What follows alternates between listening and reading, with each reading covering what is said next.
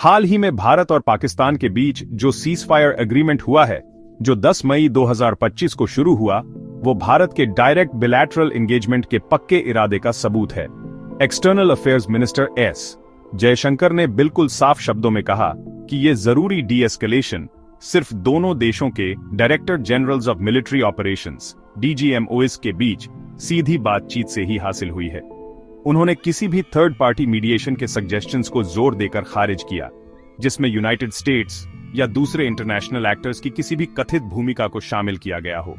यह असर्शन भारत की foreign policy के एक बुनियादी सिद्धांत को दिखाता है कि क्रिटिकल सिक्योरिटी इश्यूज को सबसे अच्छे तरीके से कंसर्न्ड पार्टीज के साथ बिना किसी बिचौलिए के सीधी बातचीत से निपटाया जाना चाहिए, ताकि प्रोसेस और उसके नतीजों में क्लैरिटी और नेशनल ओनरशिप बनी रहे और बाहरी कॉम्प्लेक्सिटीज या एजेंडा से मुक्त रहे।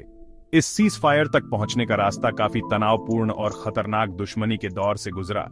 18 मुश्किल दिनों तक लाइन ऑफ कंट्रोल और इंटरनेशनल बॉर्डर पर काफी ज्यादा एस्केलेशंस देखे गए, जो 22 अप्रैल 2025 के निंदनीय पहलगाम आतंकी हमले का सीधा नतीजा था।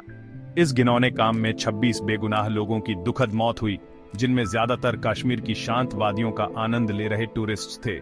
इस उकसावे की गंभीरता ने भारत से एक मजबूत और मल्टीफैसेटेड रिस्पॉन्स की जरूरत पैदा की, जिससे एक ऐसा माहौल बना जहां सीज फायर पर बातचीत जरूरी हो गई। फिर भी न्यू दिल्ली ने क्रॉस बॉर्डर टेररिज्म के कोर इश्यूज को इस्लामाबाद के साथ सीधे एड्रेस करने के संकल्प के साथ इसे आगे बढ़ाया। डायरेक्ट टॉक्स की जरूरत पर भारत का रुख कोई रिएक्टिव पोस्चर नहीं था, बल्कि ग्लोबल कम्युनिटी को लगातार बताई गई पॉलिसी थी।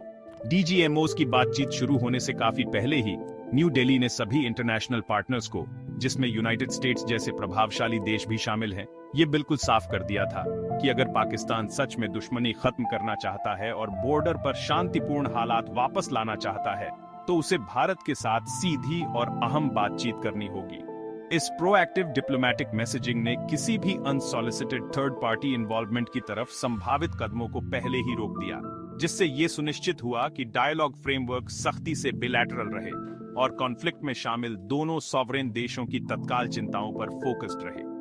बिलैटरलिज्म पर यह मजबूत पकड़ एक कॉन्फिडेंट और स्ट्रेटेजिकली मैच्योर इंडिया या फॉरेन पॉलिसी का संकेत है। न्यू दिल्ली अपनी कैपेसिटी और विलिंगनेस को तेजी से दिखा रहा है कि वो अपने कॉम्प्लेक्स रीजनल एनवायरनमेंट को अपनी शर्तों पर मैनेज कर सकता है और बाहरी दबावों या उन चीजों को इंटरनेशनलाइज करने के लालच का विरोध कर रहा है जिन्हें वो सही मायनों में सॉवरेन बिलैटरल मैटर्स मानता है। ऐसा अप्रोच न सिर्फ भारत की स्ट्रेटेजिक ऑटोनॉमी को बचाता है, बल्कि शेयर्ड क्रेडिट, डिल्यूटेड रिस्पॉन्सिबिलिटी या बाहरी इंटरेस्ट्स के आने के संभावित खतरों से भी बचाता है, जो डिस्प्यूट्स को सुलझाने के बजाय और उलझा सकते हैं। मैसेज साफ है, भारत अपने एंगेजमेंट की शर्तें खुद तय करेगा, खासकर अपनी नेशनल सिक्योरिटी और टेरिटोरियल इंटेग्रिटी के मामलों में। हाल के सीजफायर की तरफ ले जाने वाला एक अहम फैक्टर था भारत का असर्टिव मिलिट्री एक्शन, जिसका कोड नेम था ऑपरेशन सिंदूर, जो 7 मई 2025 को लॉन्च किया गया था। यह ऑपरेशन सिर्फ एक रिटेलिएटरी स्ट्राइक नहीं था, बल्कि एक बहुत सोच समझकर प्लान किया गया और एग्जीक्यूट किया गया काउंटर टेररिज्म ऑफेंसिव था, जिसे भारत के खिलाफ अटैक्स को सपोर्ट करने और लॉन्च करने वाले टेरर इंफ्रास्ट्रक्चर को काफी हद तक कमजोर करने के लिए डिजाइन किया गया था। ऑपरेशन सिंदूर की टाइमिंग, प्रिसिजन और सक्सेस ने भारत की कैपेबिलिटी और टेरर के कामों के लिए भारी कीमत वसूलने के संकल्प का एक जबरदस्त प्रदर्शन किया, जिससे पाकिस्तान के लिए डायलॉग के जरिए डी एस्केलेशन की मांग करने की एक स्ट्रेटेजिक जरूरत पैदा हुई।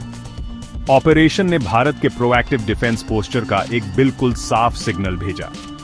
ऑपरेशन सिंदूर के ऑपरेशनल डिटेल्स इसके स्केल और सोफिस्टिकेशन को दिखाते हैं।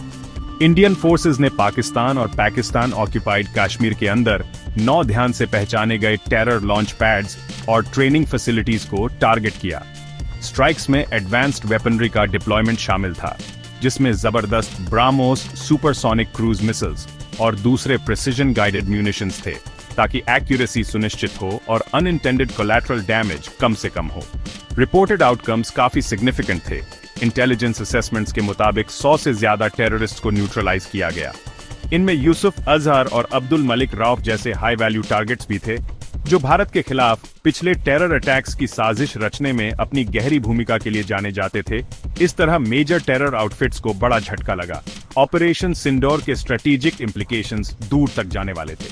इसने बिना किसी शक के भारत की बढ़ी हुई मिलिट्री ताकत और क्रॉस बॉर्डर टेररिज्म के कहर के खिलाफ डिसाइसिव प्रीएम्प्टिव एक्शन लेने के उसके अटूट कमिटमेंट को दिखाया। ऑपरेशन ने पाकिस्तानी एस्टैब्लिशमेंट को इंडियन सिक्योरिटी को खतरा पहुंचाने वाले टेररिस्ट एंटिटीज को पनाह देने या सपोर्ट करने के गंभीर नतीजों की एक कड़ी याद दिलाई। क्रेडिबल डेटरेंस के इस प्रदर्शन ने रीजन में स्ट्रेटेजिक कैलकुलस को पूरी तरह से बदल दिया, जिससे ये साफ हो गया कि भारत अपने इंटरेस्ट की रक्षा के लिए बड़ी ताकत का इस्तेमाल करने में संकोच नहीं करेगा और इस तरह पाकिस्तान को सब कन्वेंशनल वॉरफेयर को स्पॉन्सर करने के अपने अप्रोच पर फिर से सोचने के लिए मजबूर किया। इसके अलावा ऑपरेशन सिंदूर का स्कोप सिर्फ टेरर कैंप्स तक ही सीमित नहीं था। रिपोर्ट्स बताती हैं कि इंडियन मिलिट्री ने कुछ पाकिस्तानी एयरबेसेस और critical command and control centres को भी टारगेट किया, जिनके बारे में असेस किया गया कि वे टेररिस्ट ऑपरेशंस को सपोर्ट करने या फैसिलिटेट करने में शामिल थे। इस ब्रॉडर टारगेटिंग ने भारत की विलिंगनेस को दिखाया कि अगर उकसावे जारी रहे तो वो हॉरिजॉन्टली यानी अलग अलग तरह के टारगेट्स पर और वर्टिकली यानी अपने रिस्पॉन्स की इंटेंसिटी के मामले में एस्केलेट करने को तैयार है। मिलिट्री प्रिपेयर्डनेस और एक ज्यादा असर्टिव डिटरेंस डॉक्ट्रिन के ऐसे कॉम्प्रिहेंसिव प्रदर्शन ने पाकिस्तान के बाद में डायरेक्ट डीजीएमओ लेवल टॉक्स में शामिल होने के फैसले को शेप करने में एक अहम भूमिका निभाई, जिसके तुरंत बाद सीज फायर एग्रीमेंट हुआ। सीज फायर एग्रीमेंट के तुरंत बाद बाहरी इन्फ्लुएंस के क्लेम्स सामने आए, खासकर farmer United states president Donald Trump की तरफ से। मिस्टर ट्रंप ने पब्लिकली सजेस्ट किया कि उनके एडमिनिस्ट्रेशन के एफर्ट्स, जो शायद चल रहे यूएस ट्रेड नेगोशिएशंस और डिप्लोमेटिक लेवरेज से जुड़े थे, भारत और पाकिस्तान के बीच शांति कराने में अहम थे।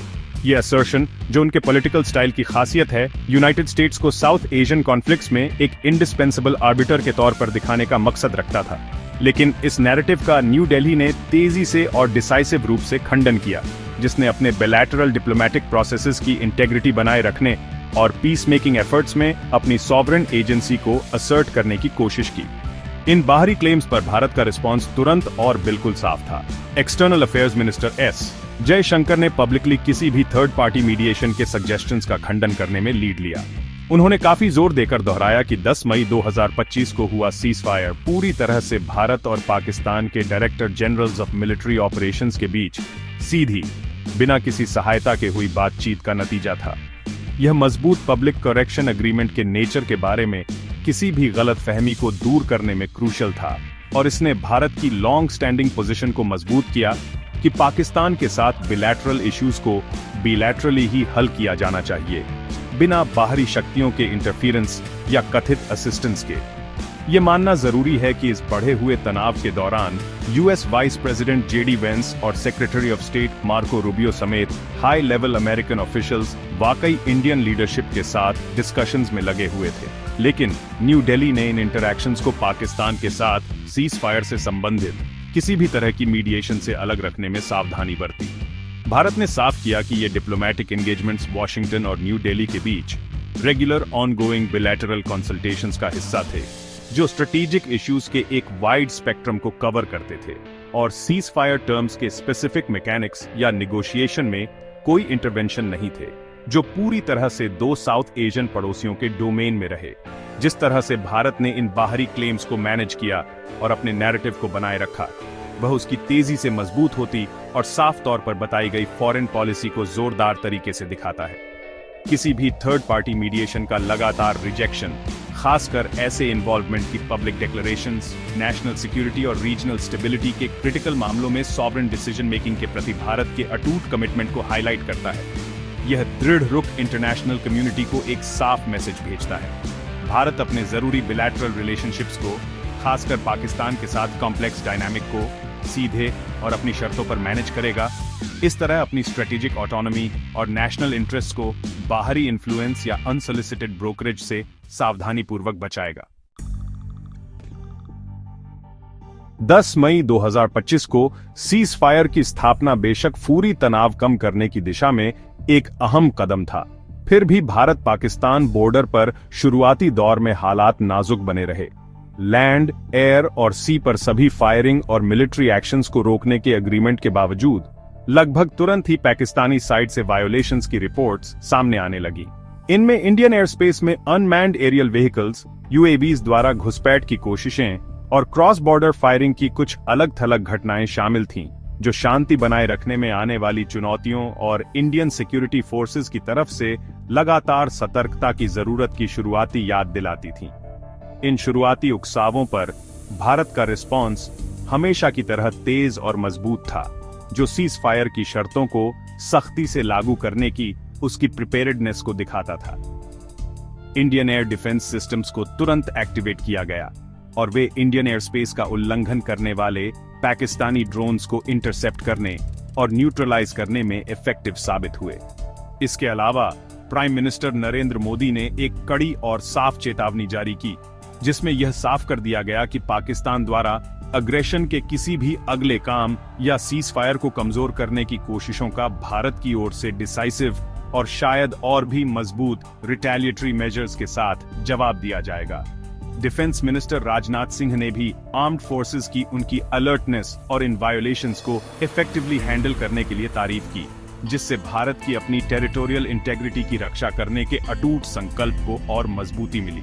एक प्रिकॉशनरी मेजर के तौर पर और सावधानी के मौजूदा माहौल को देखते हुए पूरे भारत में एक्सटेंसिव सिक्योरिटी प्रोटोकॉल्स बनाए रखे गए और कुछ मामलों में उन्हें बढ़ाया भी गया। इसमें संभावित एरियल थ्रेट्स से खतरों को कम करने के लिए वल्नरेबल बॉर्डर टाउन्स और शहरों में ब्लैकआउट्स लागू करना शामिल था। साथ ही कई स्टेट्स, खासकर पंजाब, जम्मू एंड कश्मीर और राजस्थान में सिक्योरिटी डिप्लॉयमेंट बढ़ाया गया। Central industrial security force (CISF) को देश भर में एयरपोर्ट कार्गो और बैगेज स्क्रीनिंग की ज्यादा कड़ी निगरानी लागू करने का निर्देश दिया गया। न्यू दिल्ली में कुछ खास मेट्रो स्टेशंस और बिल्डिंग बेसमेंट्स को formally public air red shelters के रूप में पहचाना गया और तैयार किया गया, जो सिविल डिफेंस और नेशनल प्रिपेयर्डनेस के लिए एक कॉम्प्रिहेंसिव अप्रोच को दिखाता है।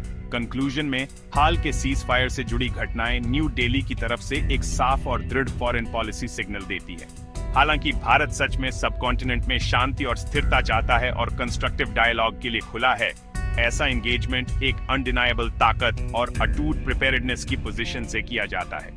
सीज फायर खुद भारत की शर्तों पर हासिल हुआ, जो उसकी दिखाई गई मिलिट्री कैपेबिलिटी और मजबूत संकल्प से काफी प्रभावित था, जिसका प्रतीक ऑपरेशन सिंदूर जैसी कार्रवाइयां थीं। ओवरआर्चिंग मैसेज यह है कि भारत क्रॉस बॉर्डर टेररिज्म या अपनी सॉवरेंटी पर किसी भी तरह के उल्लंघन को बर्दाश्त नहीं करेगा। और हालांकि डायरेक्ट एंगेजमेंट को प्रेफर किया जाता है, देश अपने सिटीजन्स और अपने स्ट्रेटेजिक इंटरेस्ट्स की रक्षा के लिए डिसाइसिव रूप से कार्रवाई करने के लिए पूरी तरह से तैयार है।